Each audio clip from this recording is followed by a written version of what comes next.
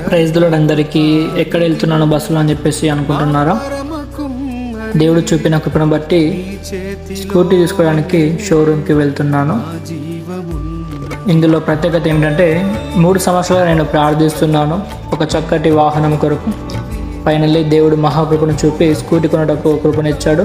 EMI లేకుండా net payment ద్వారా final నేను స్కూటీ తీసుకున్నాను. అనేక మంది నన్ను సెకండ్స్లో తీసుకొని చెప్పేసి చాలాసార్లు ఖరాబైన వెహికల్స్ అండ్ ఎక్సెట్రా చాలాసార్లు చెప్పారు. బట్ ఏమంటారు, నేను మాత్రం దేవుడు నా యొక్క ప్రార్థన ఆలకించేసి కంపల్సరీ నాకు ఒక నూతనమైన వాహనం ఇష్టపేసి నేను విశ్వాసంతో ఉన్నాను.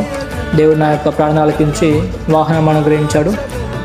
నాకు ఎంతగానో ప్రియులు, అదేవిధంగా నన్ను పరిచయం ఉండడానికి నన్ను ప్రోత్సహించిన పాస్టర్ విశాల్ అన్న గారితో మొదటగా ప్రార్థన చేయించాను. అన్నగారు కూడా ఎంతగానో సంతోషపడ్డారు నేను వాహనం తీసుకున్నాను చెప్పేసి కాలర్ మెసేజ్ చేయగానే. అదేవిధంగా ఎప్పుడైతే మనం విశ్వాసంతో ఉంటామో దేవుడు మన యొక్క ప్రార్థనని కంపల్సరీ ఆలకించి మనకి అనుగ్రహిస్తాడు. కాబట్టి కొద్దిగా లేట్ అయినా సరే మనము విశ్వాసంతో ముందుకు సాగే విధంగా ఉండాలి. తిరుగు నేను గ్రామానికి వెళ్ళే సమయంలో మధ్యలో ఫాదర్తో ప్రేయర్ చెప్పించాను. చివరిగా మా యొక్క సంఘ కాపరితో ప్రార్థించాను. I'm pastor Samuel Godari signing off. Bye bye. Thank you.